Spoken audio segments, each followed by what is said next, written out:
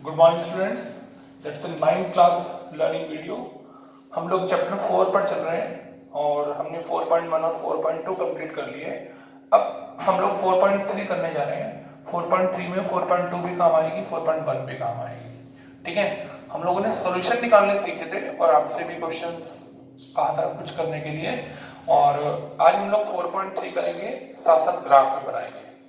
तो graph copy में काम नहीं करना है, क्वेश्चन को कॉपी के अंदर ही करना है, सॉल्यूशन भी कॉपी के अंदर ही करना है। एक ग्राफ पेपर के ऊपर ग्राफ बनाकर जहां आप क्वेश्चन करें उसके सामने से चिपका देना है।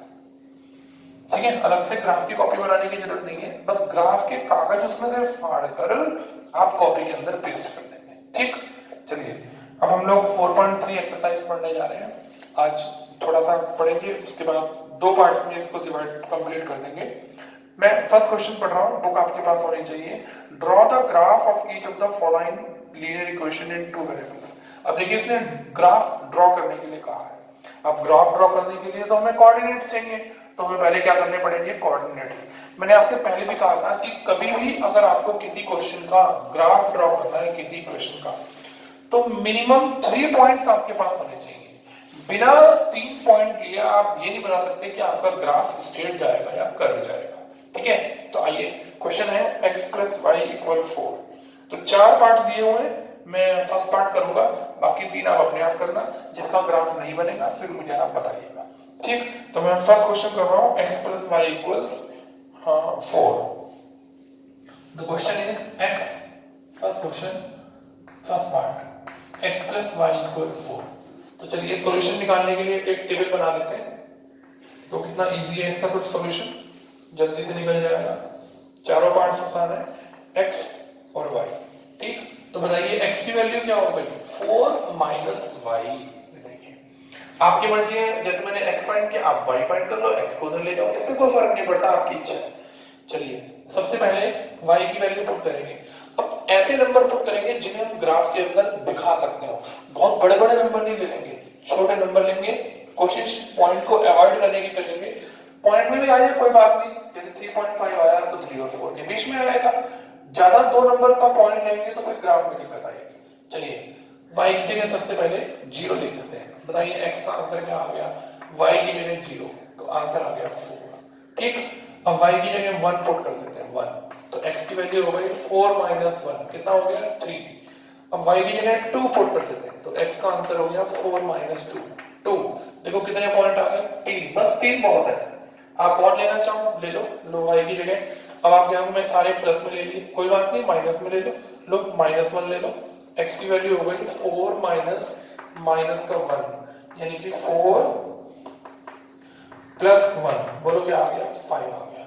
तो बताइए x का, y का आंसर 0 लिया था, तो y के सामने लिखना है, कहीं आप x के सामने लिख दो। x का आंसर 4 आया था। अब जब आपने y की वैल्यू 1 ली थी तो x का आंसर 3 आया था। y की वैल्यू आपने जब 2 ली थी तो x का आंसर कितना आया था, 2 आया था। आपने एक और आंसर लिया y का -1, तो 5 आया।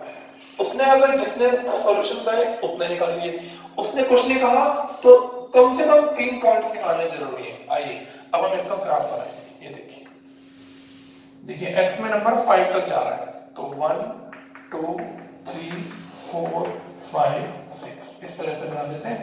और पीछे -1 -2 -3 -4 1 2 3 4, और नीचे -1 -2 -3 -4, ये y एक्सिस है और यहाँ x डैश।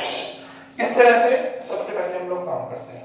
उसके बाद अब बताइए, पहला पॉइंट है, अब मैं यहाँ कोऑर्डिनेट लिख रहा हूँ 4, 0 3, 1 2, 2 5, -1। पूरा चैप्टर 3 आपने यही काम किया, कैसे आपने कोऑर्डिनेट निकाल के ग्राफ में शो किए। जब चैप्टर 4 में इक्वेशन बनाना सीखी, सॉल्यूशन निकालना सीखा, और फिर से चैप्टर 3 पर आ गए। ठीक है, अब देखिए कैसे करेंगे, 4, 0। तो चलिए अब देखिए, पहला नंबर होता है x, दूसरा होता है y। अब x में भी 4 पॉजिटिव है, तो मैं यहाँ इस समय ऑलरेडी पर खड़ा हूं, तो मैं पॉजिटिव की तरफ चलता हूँ 4, तो यहाँ मैं 4 पर आ गया। अब 0, 0 ना ऊपर ना नीचे, ये देखिए ये पॉइंट हो गया 4, 0। मैंने आपसे पहले भी कहा था जब y का आंसर 0 तो x एक्सिस के ऊपर आता है। देखो y का आंसर 0 होने से पॉइंट कौन से एक्सिस पर आया, x एक्सिस पर आया। 3 और 1 पर चलते हैं, तो पहले चलते हैं 3, ये देखो 3 चले पॉजिटिव, ये देखते हैं x और y में पॉजिटिव है या नेगेटिव है, पॉजिटिव, और y भी पॉजिटिव, तो 3 की सीट में चलते हैं 1 पर, तो यहाँ पर आ गए ये 1। ठीक है, मैं तो भी रफ बना रहा हूँ, जब आप फेयर बनाएंगे तो आपका एग्जैक्ट बहुत बढ़िया ग्राफ बनेगा। 2 2, तो पहले 2 चलते हैं, ये देखिए 2, और फिर 2 चलते हैं, ये देखिए। ठीक है, अब चलते हैं 5 पे -1, तो चलते हैं 5 और नीचे -1, ये देखो ये आ गया। ठीक, अब स्केल उठाएंगे हाथ से, ऐसे नहीं, इन चारों पॉइंट को ज्वाइन करेंगे, ऐसे ज्वाइन करेंगे ऐसे। अब मुझे पता नहीं है 4 से पास होकर जाएगा या 3 से, ये तो जब आप फेयर ग्राफ बनाकर इक्वल डिस्टेंस लेकर मार्क करेंगे तो ज्यादा अच्छे से पता चलेगा। इसको पीछे की तरफ बढ़ा देंगे। ठीक, अब देखिए इसको हम लोग कैसे इसको अच्छे से डेकोरेट करेंगे, देखिए कैसे, बताइए। ये कौन सा पॉइंट था, 4,0, ये क्या था 3,1, ये क्या था 2,2, और ये था 5,-1, और ऐसे एरो लगा देंगे, ऐसे एरो, और लाइन को ना आगे पीछे प्रोड्यूस करेंगे, आगे पीछे प्रोड्यूस करेंगे, इस तरह देखिए। ठीक, और जब ये एरो आ जाएगा इसके ऊपर इस इक्वेशन को लिखेंगे यहाँ पर, क्या, x + y = 4, ऐसे लिखेंगे। देखिए x + y, इस इक्वेशन का नाम आया। इस इक्वेशन के नाम से क्या पता चला कि ये जो स्ट्रेट लाइन आई है ये इस इक्वेशन की है। एग्जामिनर को क्वेश्चन नहीं देखना पड़ा, आपने ग्राफ में लिख दिया, पॉइंट्स लिख दिए, देखो ब्रैकेट में कोऑर्डिनेट लिख दिया। ठीक, अब वो आपसे ना इसमें कई सारी बातें पूछ सकता है। अब पता है क्या पूछेगा कि ये जो स्ट्रेट लाइन आपने ड्रॉ करी ना, ये x एक्सिस और y एक्सिस को कहां काटती है, बताइए। x एक्सिस को कहां काटती है, 4 0 पर, और y एक्सिस को कहां काटती है, 0,4 पर। ठीक, तो जब आप ग्राफ फेयर बनाएंगे तो ज्यादा अच्छे से पता चलेगा कि कहां काटती है। वो कहेगा इस जो फिगर बनी एक्सिस और इस स्ट्रेट लाइन के बीच में, उसका नाम बताओ। देखो ध्यान से, क्या आपको इन दोनों एक्सिस और इसके बीच में जो फिगर बनी हुई दिखाई दे रही है, आप नहीं बता सकते, इसका नाम है ट्रायंगल। वो कहना है इसका एरिया निकालो, देखो बेस यहाँ से यहाँ तक 4 और हाइट भी यहाँ से यहाँ तक 4, तो फॉर्मूला हो गया half into base into height. आप इसका एरिया भी निकाल सकते हैं। तो एक ही क्वेश्चन को वो मल्टीपल बना देगा और आपसे कई सारी बातें पूछ सकता है। ठीक है, समझ में आया। सबसे पहले x या y का किसी का आंसर निकालेंगे, y की वैल्यू पुट करते जाएंगे, x के कई सारे आंसर आते जाएंगे। कम से कम 3 निकालने हैं, 3 से ज्यादा निकालें आपकी इच्छा है, लेकिन 3 से कम से पॉइंट पता नहीं चलेगा। अच्छा मान लिया आपने 2 पॉइंट निकाले होते ये दोनों, तो आपने इन दोनों को ज्वाइन कर दिया, कैसे पता चला स्ट्रेट लाइन है, 2 पॉइंट को ज्वाइन करके तो स्ट्रेट लाइन आएगी। तीसरे और चौथे पॉइंट से पता चलता है कि लाइन स्ट्रेट जाएगी या खाली कर्व बनेगा, तो कर्व नहीं बनना चाहिए, स्ट्रेट लाइन जानी चाहिए। लीनियर इक्वेशन इन 2 वेरिएबल है, लीनियर डिग्री 1 है इसकी। ठीक है, तो x और y, और ये हमारा, फिर हमने पॉइंट्स निकाले और उसको प्लॉट किया, और देखिए हमारा क्वेश्चन कंप्लीट हो गया। ठीक है, ये पूरा कंप्लीट ग्राफ हमारा हो गया।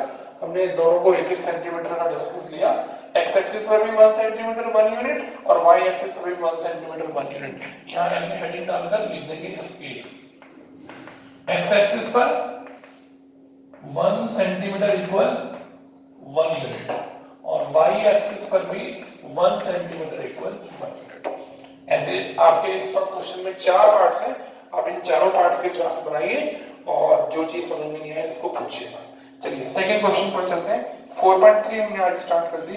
जरा क्वेश्चन को ध्यान से सुनिए, क्या है, give the equations 2 lines,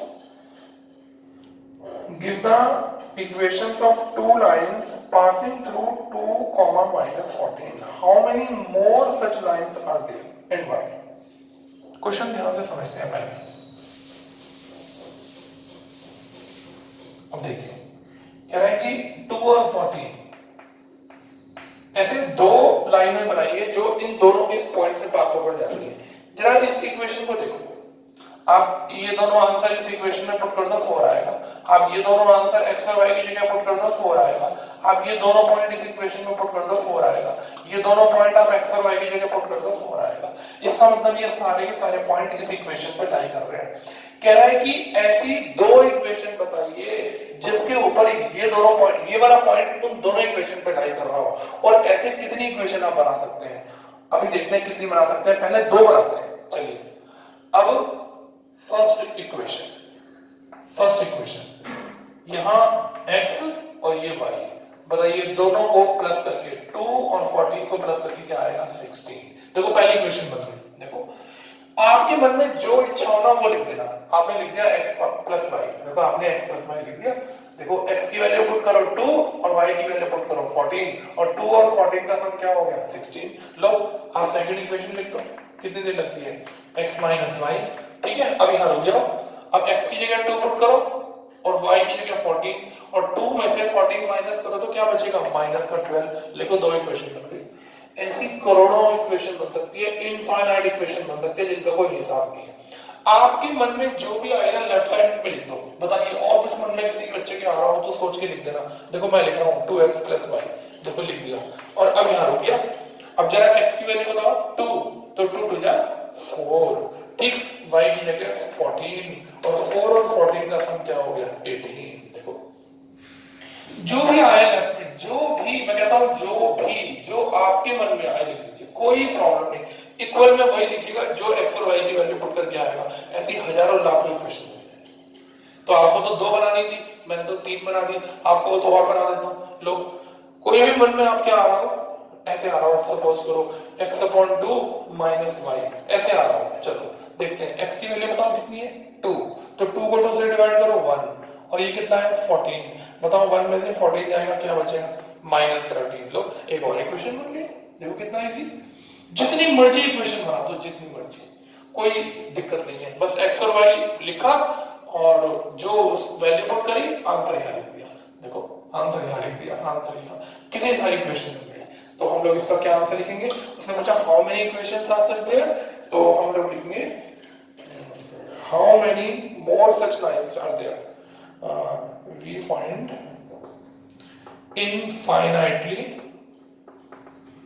infinite number of such lines are there। ऐसे एक नहीं दो नहीं, इनफाइनाइट लाइन बन सकती है। ठीक है, चलिए 4.3 का अब हम लोग थर्ड क्वेश्चन करने जा रहे हैं। क्वेश्चन नंबर 3 में देखो क्या लिखा हुआ है। थर्ड क्वेश्चन, एक इक्वेशन दे रखी है 3y = ax + 7 और ये लिखा हुआ है कि 3 और 4 पॉइंट इस इक्वेशन के ऊपर लाइज करता है। अब ये रहा, देखो मैंने अभी तक ग्राफ नहीं बताया, ये सारे के सारे पॉइंट्स इस इक्वेशन पे लाई करते हैं। तो जब आप ये सारे पॉइंट लेफ्ट हैंड साइड में पुट करोगे तो राइट हैंड साइड आ जाएगी। ठीक है, तो ऐसे ही क्वेश्चन में कह रहा है कि ये पॉइंट इस लाइन के ऊपर लाई करता है। ठीक है, अगर ये पॉइंट इसके ऊपर लाइज करता है तो जरा y की जगह 4 पुट करो। अब कोई भी पॉइंट अगर किसी इक्वेशन पे लाई करेगा ना, इसका मतलब वो उसको सेटिस्फाइड कराएगा। ठीक, तो y की जगह 4 पुट किया, a मल्टीप्लाई x की जगह 3 पुट करो। ठीक, अगर ये इसके ऊपर लाई कर रहा है तो इसका मतलब ये इसको सेटिस्फाइड कराएगा, ये इसका कोऑर्डिनेट है। तो चलिए 3 4 जा कितना हो गया 12, 3a + 7, 7 को उधर ले आओ, 12 - 7, बताओ भाई 12 में से 7 गया 5 बच गया। बताओ भाई a की वैल्यू क्या हो गई 5/3। चेक कर लेते हैं कुछ गड़बड़ तो नहीं हो गई। y की जगह 4 पुट करना है, x की जगह 3, तो 3 4 जा 12 और 3a, 12 में से ये 7 इधर आकर माइनस हो गया 5 और a का आंसर आ गया 5/3। इसने कहा था find the value of a, तो हमने a का आंसर निकाल लिया। ठीक है, समझ में आया। तो मैंने आपके सामने ग्राफ शुरू किया आज और फर्स्ट क्वेश्चन में 4 पार्ट्स हैं और 2 क्वेश्चन और, यानी कि हमारे 6 क्वेश्चन हो गए। तो अब आप पहले ये 3 क्वेश्चन ग्राफ के साथ कंप्लीट करिए, फिर मैं इस एक्सरसाइज की बची हुई 4 या 5 वर्ड प्रॉब्लम है उन्हें मैं नेक्स्ट वीडियो में कंप्लीट करूंगा। तो मेरी आपसे रिक्वेस्ट है कि आपको कुछ समझ में आया तो जरूर पूछिए और ये सब काम आज कंप्लीट कर लीजिए और अच्छे से आज ही ग्राफ बना लीजिए। जो बच्चे नए आए हैं और पीछे जिन्होंने काम कंप्लीट अभी नहीं किया, कम से कम इसके साथ भी करें, पीछे का भी करें और आगे का भी करें। ठीक है, thank you very much, God bless you.